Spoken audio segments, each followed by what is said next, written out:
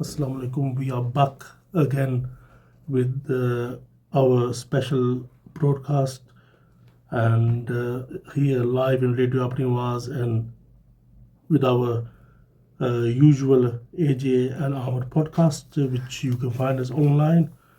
And without further ado, I think it's quite important. The topic that we're going to talk about now is obviously the escalating war. It doesn't Yeah. seem to be getting, is going to stop anytime soon. We've heard lots of things from Donald Trump, all which are all over the place. Some are positive, some are negative. Apparently, the war will be over soon. That's what he said. They said it could take a couple of weeks. So he's saying all sorts. At the moment, what we do know is the war is continuing, and the US has been impacted the least. Is quite important. But saying that, 13 confirmed US servicemen or women have been killed. So that is confirmed. So it could be potentially more. And obviously the numbers in Iran is massive. And we're looking at over 1,200 people and over 10,000 injured. Obviously, we do know that about that horrific incident by the US in Iran with the killing of over 170 odd girls, children who were innocent. We can all, agree on that. Is horrific and is being more or less confirmed internationally. It was done by the US, even though Donald Trump was initially denying it, right? And in Israel, we've seen, obviously there's different reports, but over 14 people, so 14, 15 people have been killed in Israel, which is, unheard of. And with their Iron Dome system, it's quite shocking. Obviously, they've got 3 layers of that. So then we've got Lebanon, and Israel have started another front there where they've taken over a vast area of land in Lebanon. Obviously, they've got parts of Syria, they've got parts of Lebanon, and obviously Palestine is fully occupied by Israel. And nearly 1,000 people have been killed in Lebanon, which is probably reported less, right? And also we've got the Gulf countries where Kuwait, we've got a couple killed in the UAE, and Saudi Arabia, two deaths in Bahrain. So there's a whole list, and in this, obviously, I just need to mention most of the people are expats, and Pakistani and Bangladeshi individuals I can remember have been killed there. Then even in Iraq, we have got around 50 people being killed in Iraq. In Jordan, we've got close to 30 people. Actually, there has not been any reports of this, but they're saying about 30 people are being killed. In Syria, we have people injured as well. So this war is getting bigger and bigger. It's covering the whole of the Middle East. It's covering the whole of the majority of the Sunni, shall we say, Arab states or countries, right? Yeah. So this particular war, what do you see? Is it going to be escalating? Is it going to get bigger? Because to me, it looks like it's getting bigger and bigger. Think, if you are seeing what this senator from America, he said about this situation, he said, just flatten it. He's talking about Gaza. Yeah. He's saying just flatten it. And he says he was comparing Hiroshima with Gaza. His name's the senator. Just trying and get his name. But he mentioned that, and he says flatten, and they're not. You see, what you have to understand is that they have no aim or objectives to that they want to achieve.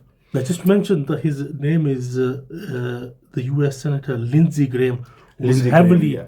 heavily, what do you call, in other words, I'll probably classify as brought out by the Israeli lobby, and he's going all out, and he's saying, horrible things, shall we say. And these are one of the things where he's saying that he'll probably do the same. He'll flatten Gaza. Yes, sorry, carry on. Yeah, so people have to understand that what Iran is doing, what the Muslim Ummah should do as a response to the barbaric attacks that are taking place on Muslim countries, and we've seen, this is not something new. You've seen in Iraq, you've seen the destruction. Madeleine Albright said, was 500,000 children being killed in Iraq? Was that price worth paying for? And she said yes. So you've seen that they're not, obviously when we see this, how do we stop this? The only way to stop this is to, that the Muslims armies, they must protect their people, which some of them are actually, the governments are on the enemy's payroll. You see them completely taking, anyone who dares to speak out against what they're doing, they're locking them up. They're making people, kidnapping them, and torturing them. This is what is happening to any person or any Muslim in the Muslim countries. So we are not only facing an external threat, we've got all these rulers who are not for the benefit of their people or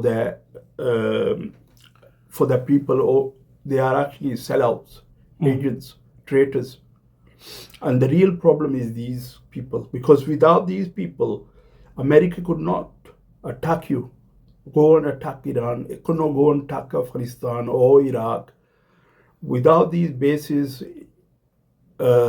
and obviously just to clarify, what you're saying is the bases in these, so we say, predominantly Arab nations, especially in Bahrain and Qatar, they're really close to each other, Oman, Saudi Arabia, obviously they are forming an attack from there. So Iran, is it legitimate to attack these bases? So the military are in a war. Obviously, they're going to attack, the military sites of the enemy.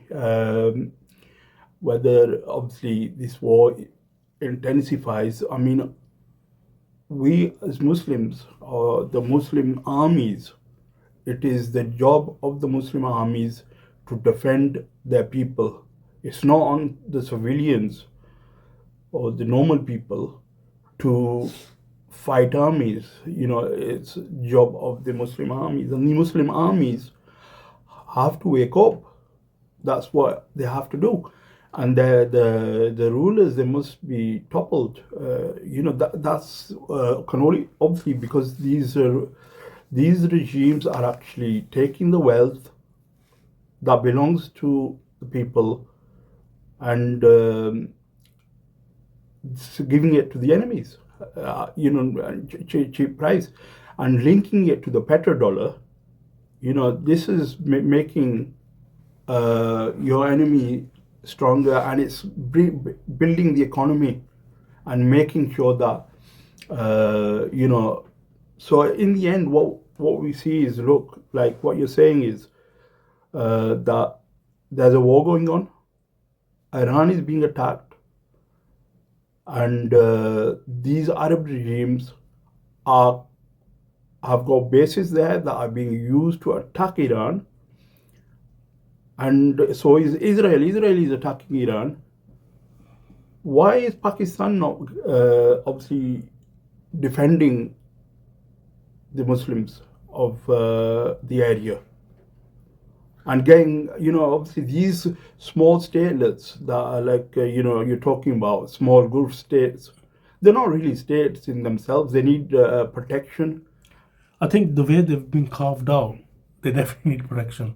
Yeah. And I think I was reading somewhere where Qatar and the UAE should have been, there would have been a passing where the base had opposed that.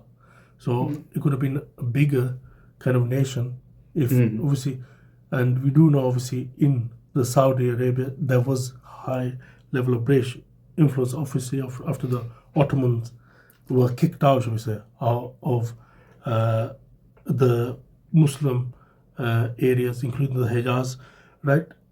So what we see here is there's weaknesses.